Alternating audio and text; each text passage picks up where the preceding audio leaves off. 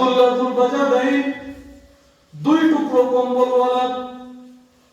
এই ব্যক্তি কি করেছে? ইসলাম কবুল করেছে, চাচার কাছে লালিত পালিত হয়েছে। ছোট্ট অবস্থায় বাবা মারা গেছে, চাচার ঘরে লালন পালন হয়েছে। ইসলাম কবুল করেছে।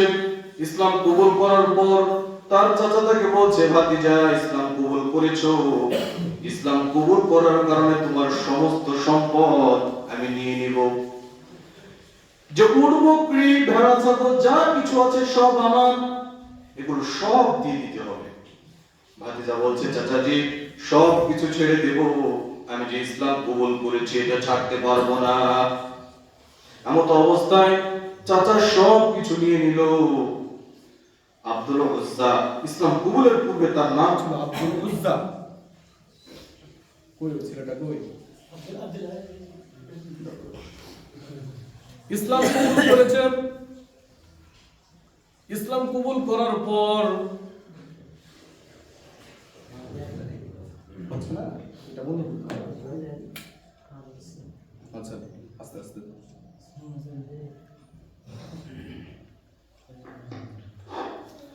ইসলাম কবুল করার পর তিনি যখন তার চাচা যখন সমস্ত সম্পদ কেড়ে নিয়েছে, এমনকি গায়ে যে পোশাক ছিল, পরনে যে লুঙ্গি ছিল, এটাও কেড়ে নিয়েছে। যুবক মানুষ উলঙ্গ অবস্থায় মায়ের কাছে গেছে। মা তার সন্তানকে দেখে বলছে, তোমার অবস্থা কেন? আব্দুল উজ্জা তখন বলছে, মা ইসলাম কবুল করার কারণে আমার চাচা সব কিছু কেড়ে নিয়েছে, এমনকি গায়ের জামা পর্যন্ত আমাকে দেয় নাই। মা বলে, বেটা তোমার জন্য আমি কি ব্যবস্থা করতে পারি? আব্দুল উজ্জা তখন বলছে, মা তুমি আমাকে এক টুকরা কাপড় দাও। মায়ের কাছে একটা কম্বল ছিল, ওই কম্বলটা ছুঁড়ে মেরেছে আব্দুল উজ্জার দিকে। আব্দুল উজ্জা ওই কম্বলটাকে দুই টুকরা করে, এক টুকরা পরনে, এক টুকরা গায়ে, আর এক টুকরা পরনে পড়েছে। মদিনায় চলে গিয়েছে। মদিনায় যাওয়ার পর ফজরের সালাত আদায় করে বিশ্বনবী সাল্লাল্লাহু আলাইহি ওয়াসাল্লাম তখন ফজরের নামাজ পড়ে বের হচ্ছে। এমন সময় দেখছে, কি ব্যাপার, উস্কো খুস্কো চেহারা, ক্ষুধার্ত চেহারা একটা ছেলে বসে আছে। বিশ্বনবী সাল্লাল্লাহু আলাইহি ওয়াসাল্লাম জিজ্ঞেস করছেন, ওহে যুবক তোমার নাম কি? আব্দুল উজ্জা তখন বলছে, ইয়া রাসূলুল্লাহ সাল্লাল্লাহু আলাইহি ওয়াসাল্লাম, আমার নাম আব্দুল উজ্জা, তোমার এই অবস্থা কেন? যুবকটি বলছে, ইয়া রাসূলুল্লাহ ইসলাম কবুল করার কারণে বাড়ি ঘর জায়গা জমি যা ছিল সব হারিয়ে ফেলেছি, এমনকি আমার চাচা আমার লুঙ্গিটাও দেয় নাই, মায়ের কম্বল ছিঁড়ে এনেছি। এমন অবস্থায় বিশ্বনবী সাল্লাল্লাহু আলাইহি ওয়াসাল্লাম বলল, আব্দুল উজ্জা রে, তোমার নাম আব্দুল উজ্জা নয়, তোমার নাম আব্দুল্লাহ। তোমার নাম কি? আব্দুল্লাহ। আব্দুল বাজাদাইন যেটাকে বলা হয় দুই টুকরো কম্বলওয়ালা, অতএব তার নাম হয়ে গেল ইসলামের ইতিহাসে আব্দুল্লাহ যুল বাজাদাইন, দুই টুকরো কম্বলওয়ালা। সম্মানিত উপস্থিতি, বিশ্বনবী সাল্লাল্লাহু আলাইহি ওয়াসাল্লাম তাকে আসহাবে সুফফাতে থাকার ব্যবস্থা করলেন। আব্দুল্লাহ এত জোরে জোরে কোরআন তেলাওয়াত করে, হযরত ওমর রাদিয়াল্লাহু তাআলা আনহু রাসূলুল্লাহ সাল্লাল্লাহু আলাইহি ওয়াসাল্লামের কাছে অভিযোগ করলো, ইয়া রাসূলুল্লাহ আব্দুল্লাহ এত জোরে কোরআন তেলাওয়াত করে, আমরা বিশ্রাম নিতে পারি না। বিশ্বনবী সাল্লাল্লাহু আলাইহি ওয়াসাল্লাম বলল, ওমর আব্দুল্লাহকে অনেক জোরে জোরে তেলাওয়াত করতে দাও, কারণ তার ইসলাম গ্রহণ করাটা আল্লাহ সুবহানাহু ওয়া তাআলা খুশি হয়েছে। ইসলাম কবুল করেছে, কিচ্ছু আনতে পারেনি, তাকে জোরে জোরে কোরআন তেলাওয়াত করতে দাও রে ওমর। এইভাবে করে আব্দুল্লাহ সাহাবী সুফফার ভিতরে অবস্থান করছেন। এমন সময় বিশ্বনবী সাল্লাল্লাহু আলাইহি ওয়াসাল্লাম যুদ্ধে যাবেন, সাহাবীদেরকে রেডি করছেন, সাহাবীরা আসছে দান করার জন্য।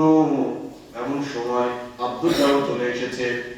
আব্দুল্লাহ এসে বলছে, ইয়া রাসূলুল্লাহ আমি এমন এক ব্যক্তি, দান করব, দেওয়ার মতো আমার কাছে কিচ্ছু নাই, ইয়া রাসূলুল্লাহ, আপনি আমার জন্য দোয়া করুন, আমি যেন যুদ্ধের ময়দানে শহীদ হতে পারি। রাসূলুল্লাহ সাল্লাল্লাহু আলাইহি ওয়াসাল্লাম কি করলেন? বললেন, আব্দুল্লাহ রে, একটা গাছের বাকল নিয়ে আসো। গাছের বাকল আনা হলো। রাসূলুল্লাহ সাল্লাল্লাহু আলাইহি ওয়াসাল্লাম ওই গাছের বাকল আব্দুল্লাহকে বেঁধে দিলেন, তার হাতে বেঁধে দিলেন, আর বললেন, আল্লাহ, আমি আব্দুল্লাহর রক্ত কাফেরদের জন্য হারাম করে দিলাম। আব্দুল্লাহ বলছে, কেঁদে কেন বলছে, ইয়া রাসূলুল্লাহ, আমি চাইলাম যে শহীদ হব, আর আপনি আমার রক্ত কাফেরদের জন্য হারাম করে দিলেন। বিশ্বনবী সাল্লাল্লাহু আলাইহি ওয়াসাল্লাম বলল, আব্দুল্লাহ রে, শোনো, যদি প্রচন্ড রৌদ্র হয়, আর এই রৌদ্রের মাঝে যদি তুমি বাজারে যাও, সেখানে যদি তুমি মারা যাও, আব্দুল্লাহ রে, তারপরেও তুমি শহীদের মর্যাদা লাভ করবে, তারপরেও তুমি শহীদ। সুবহানাল্লাহ। শাহাদাতের আকাঙ্ক্ষা যার মনের ভিতরে থাকবে, সে যদি বিছানাও মারা যায়, সেও শহীদ। আল্লাহু আকবার। সম্মানিত মুসল্লিগণ, এরপর আল্লাহ নবী সাল্লাল্লাহু আলাইহি ওয়াসাল্লাম বসে আছেন, এমন সময় খবর পাওয়া গেল আব্দুল্লাহ মারা গিয়েছে।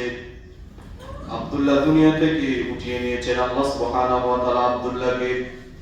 বিশ্বনবী সাল্লাল্লাহু আলাইহি ওয়াসাল্লাম বললেন, আদিনিয়া ইলাইয়া আখাকুম, তোমরা তোমাদের ভাইকে আমার কাছে নিয়ে আসো, তোমাদের ভাইকে আমার কাছে নিয়ে আসো। বিশ্বনবী সাল্লাল্লাহু আলাইহি ওয়াসাল্লাম কবরে নামলেন। কবরে নামার পর আব্দুল্লাহর লাশ নিজে নামিয়ে এনেছেন। আবু বকর এবং ওমর রাদিয়াল্লাহু তাআলা আনহুর লাশ বহন করে আসছে।